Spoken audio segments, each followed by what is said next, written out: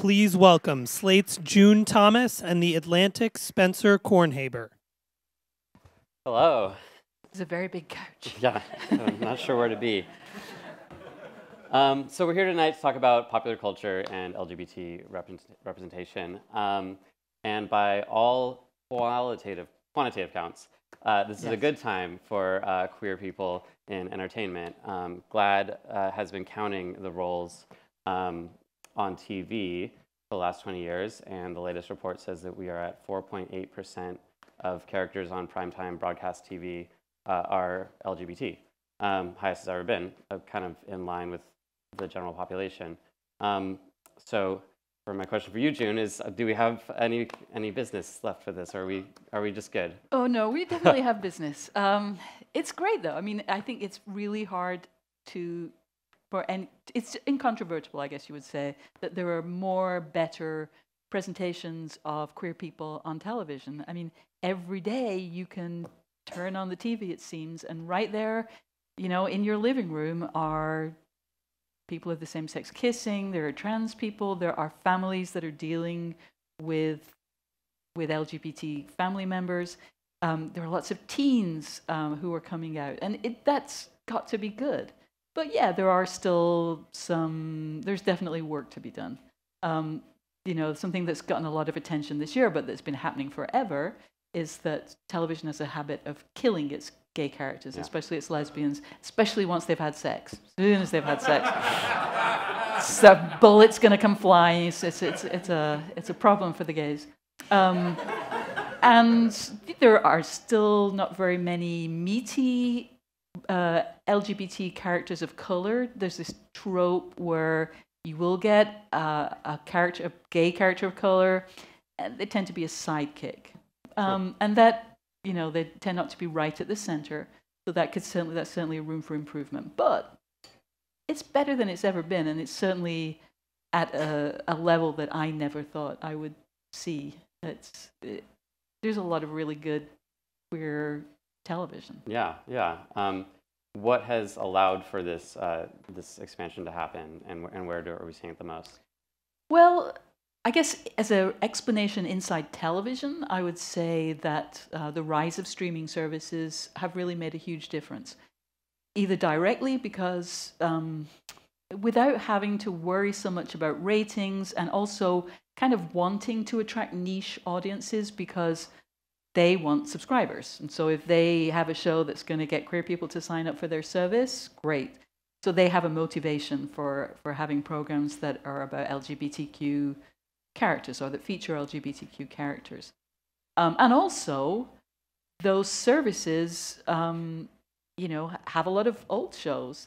So, when GLAAD does its count, they are counting the things that were on, new primetime television. Well, actually, a lot of these old, 2 or 3 years old, shows are now watchable on those streaming services. So there's just more and more of it. And then I think, too, we're in this peak television mode. And now, as the audiences are getting smaller for mainstream networks, they're more willing to organize shows around queer characters. So ABC, which has this whole several days of, I guess you could say, diversity sitcoms.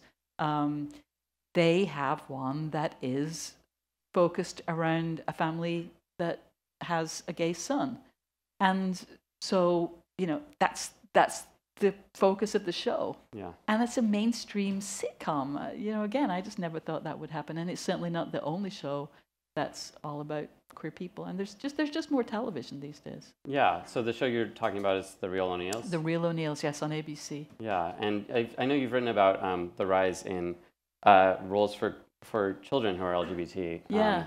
That seems like a major development, and something that you can't imagine happening, a couple of years ago. Yeah, it's funny. Actually, I would say that queer teens are actually the biggest number of queer TV characters, which is, it's kind of crazy. But there are various reasons. And this is a long-running thing. A lot of shows that are set in high schools are about issues, and dealing. There's kind of a PSA, the great Canadian long-running I don't know, I'll call it a soap opera because I don't think there's anything wrong with soap operas, but Degrassi.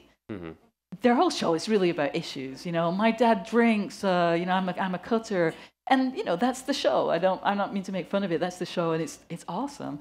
And they've had several gay characters, trans characters, because they want to kind of work through things, and they typically do it pretty well because it isn't actually. Some of the problems that they confront are problems that need intervention for the kids. Mm-hmm. Being queer is typically a problem that demands intervention with like family members or other people who are being uncool, let's just say, about it. And also there's something, it's also just a convenience. If you can, family shows are handy because you can have different people in an environment. So something like the Real ONeals, you can have mom and dad kind of dealing with how, confronting their feelings about learning that their son is gay and his siblings. One of the great things in the Real ONeals is how his siblings respond, because his brother now feels this extra pressure because now he's got to be he's got to wrestle better because he's got to be athletic because Kenny isn't athletic, or they the pressures about having grandchildren are felt more by the siblings. So that's a little bit next level. And sometimes they're actually reflections of serious problems. Like last season, American Crime was about really horrible things that can happen when gay kids are bullied and physically attacked, and how those kids can react.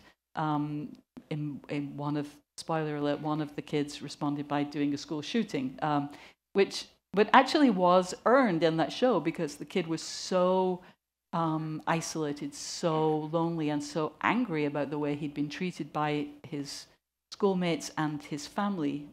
So again, these are really, they're things that we speak about in the queer community. They're not. We've gone past Gay 101. Mm-hmm. There are certain things that the TV shows like to fixate on, but they handle. I think there's a lot of really advanced homosexuality on television right now. Next level.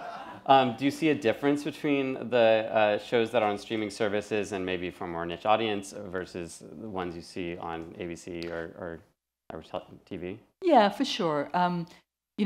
The streaming services don't have, again, they don't release their figures, they don't release their audience numbers, they don't have to worry quite so much about that. They're looking for subscribers. But something like Sense8, I don't know if people saw Sense8 on Netflix, that was like the queerest thing that I could ever even imagine.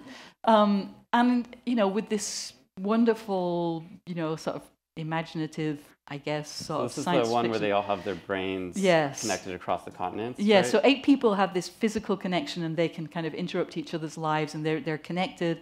And there's this, it's only one scene in, I guess, 13 hours, but it's pretty memorable. It's all together now. The orgy scene, which it's an orgy scene and they're beautiful people, but it's actually about connection and, sensual release and all of those things, and it's amazing. And did not feel like, not that there's anything wrong with porn, but it didn't feel like porn. It was about beautiful emotional connection in a way that, again, is a respecting queer love. And some of the characters are gay. Yeah, there's a gay man and a lesbian. What's the math? A quarter of the characters are queer. Yeah, and that's by the Wachowskis, who Yeah. are both trans, right? And, Yeah. How much do you think about the importance of the creators being queer, or there being more opportunities for queer people in Hollywood, or is it an issue at all? I definitely think it's an issue. I mean, yeah, it's hard to imagine even now anyone else creating one of the lesbian in Sense8 is trans and is a trans actress, and I mean there's a depth to that role. It's not only in the acting; it's in the creation of it and the in the, I suppose, it just suffuses the entire show. I think, for example, of a show, The Fosters, which is on what is now called Freeform, which is about a lesbian couple who have 5 children in their household, a mixture of adopted and biological children.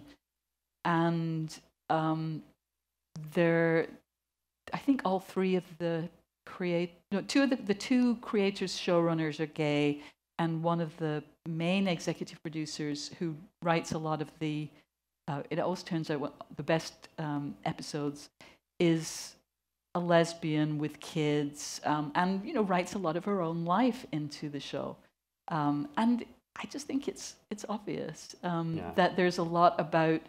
So in The Fosters, this long-standing couple, they love their children. They're very committed to their family, but they also want to have sex, and they're a couple, and it's this is a family show. It's not but it's no about orgy scene. No orgy scene, not yet. Anyway, maybe when it goes onto the streaming services.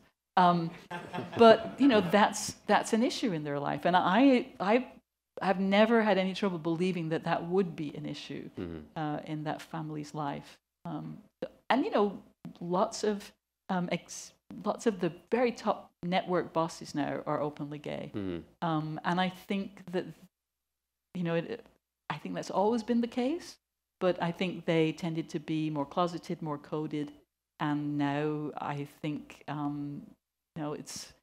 I sometimes wonder how much these mainstream TV shows changed attitudes. Something like Glee, which I had my issues with Glee, but every week there were, and it's a Ryan Murphy show. There's no consistency. Sometimes people were bullied. Sometimes people were strong, but there were gay kids on that show every week, and that was a family show. That's a show you watch with your parents, with your kids, and sitting in the living room, you sing along. I think that did more to normalize homosexuality in Middle America than maybe, I don't know, anything else. That might be a little strong, but it certainly did a lot of work. Yeah. I mean, this election has kind of have reminded a lot of us of how divided we are in not only the way we vote, but the things we watch. When you think about queer roles in TV shows, how much do you think about the way that they can connect with people who might not actually know any queer people in their lives? Yeah, I wonder about that. I mean, I'm shocked sometimes by what I see on television. I mean, in my case, I'm excited and glad and can't quite believe it. There's this show, The 100, which I'm totally in the bag for. I love this show. And it's these beautiful, amazingly buff teenagers are dropped back on planet Earth, which has been abandoned. I mean, you can tell the kind of show it is, but it's great. And despite the challenges of surviving in a hostile planet, they find time to have a lot of love stories and a lot of tension between them. And the main character, who's an incredibly competent, charismatic young woman, and is bisexual, but she had this amazing, really hot, loads of kissing and consummation affair with another woman, and then who then got shot. But still, she got shot, sure. I mean, but it was hot. I mean, that character death was the kickoff to this controversy over bury your gays, is what people call it, right? And it's what you're talking about. Yeah. What do you think? Why do you think gay characters keep getting killed, and are they going to keep getting killed, and why does it matter?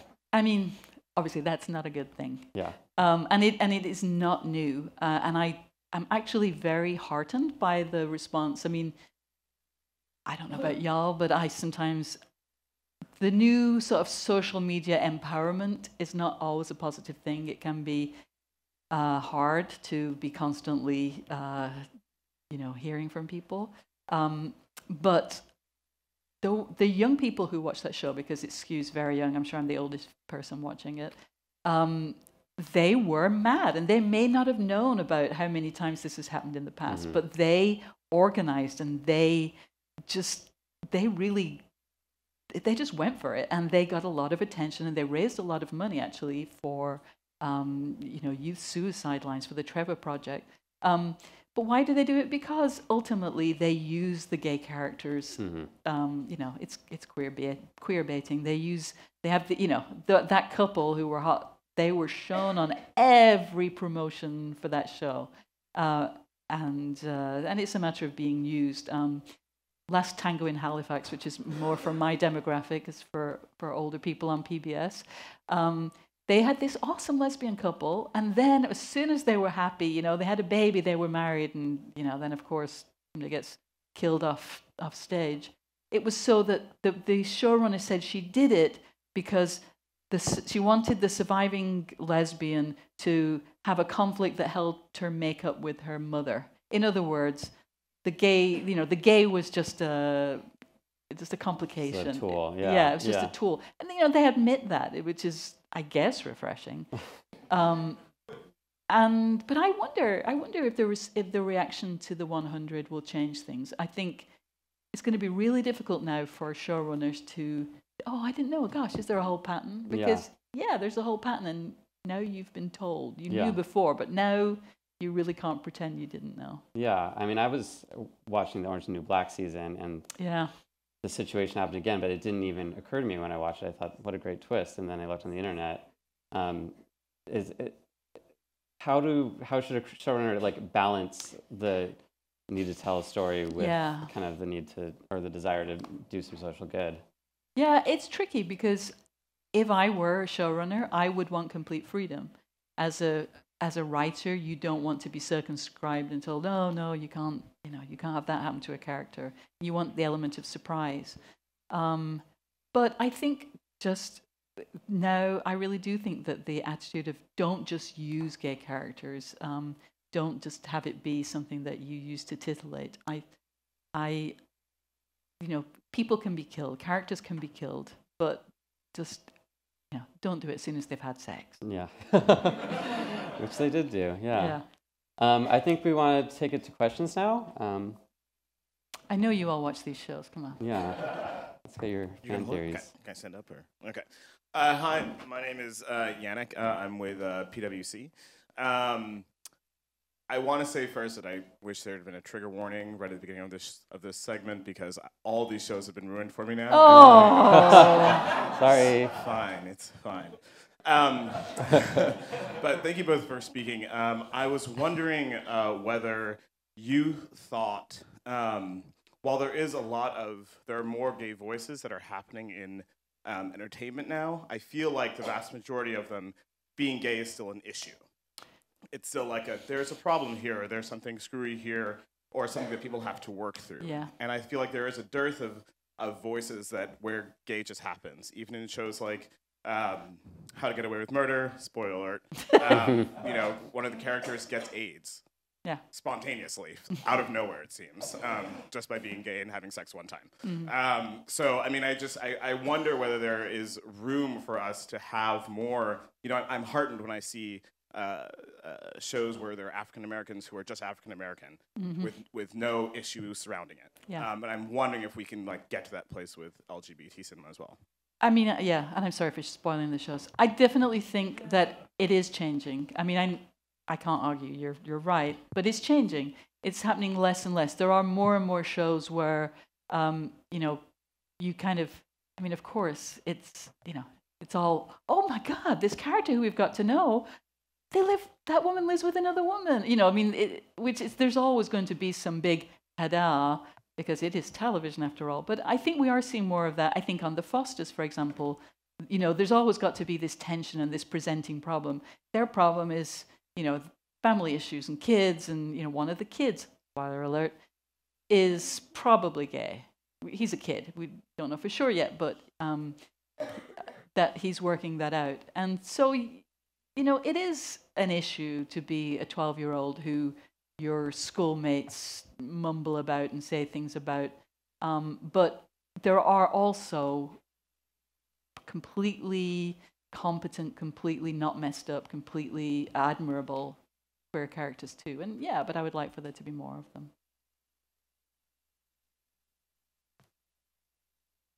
Hi, Rick Rosendahl, a Washington Blade columnist. I'm interested in sort of the broader cultural impact of some of this stuff. You have, well, in the music industry, you have Frank Ocean, but also getting into kind of a feud because of trashing of him by Chris Brown. And a lot of people were not sympathetic to Chris Brown. And in the case of Lee Daniels, whose groundbreaking work with Empires, kind of amazing, but also some of the storyline is autobiographical. He's talked about the fact that his dad beat him up for being gay. But he's on social media. You talked about social media being a mixed bag. 50 Cent, the rapper, was trashing the show because, and Lee Daniels was saying, shut your mouth or I don't want to finish that line. But he was not being apologetic or cowering in the background. I mean, he was, you know, I'm going to kick your ass if you don't knock it off. So isn't that a significant cultural shift? I mean, it's not, we haven't arrived in you know, Valhalla or something, but isn't that an amazing shift? Yeah, absolutely. I agree completely. I mean, it's not just the fact that Empire is there, and but that there's no more making excuses. I mean, it's not that long ago where any same-sex interaction on television would lead to, you know, ads being cancelled. You know, we know what used to happen not that long ago. Now, you know, Empire's one of the top 3 shows on television, even in its 3rd season, with under 50s, which is the audience that everybody wants. And, you know, not all of the things that happen in Empire, for example, just to use it as an example, are, you know, completely admirable. We, you know, in our little gay worlds, we might have some, I didn't like what did that. That was kind of a weird twist that they did. But we're also in an age of television where it's all about twists. I mean, Empire, Scandal, How to Get Away with Murder. You have to have another crazy twist every week. Some of the twists are going to be bonkers and not, you know, right on, you know, not suitable for the great progress, you know, to the Valhalla. But yeah, it's amazing. And although surely there are complaints every time there's some kind of gay development on a show, but I think we've gotten to the stage now where there's more praise than complaint. Mostly there always will be complaints from us. You know, I mean, nobody trashes a gay show more than we gays. Yeah, that's true. And on that, we gotta go. Lovely note. Thank you. Thank you.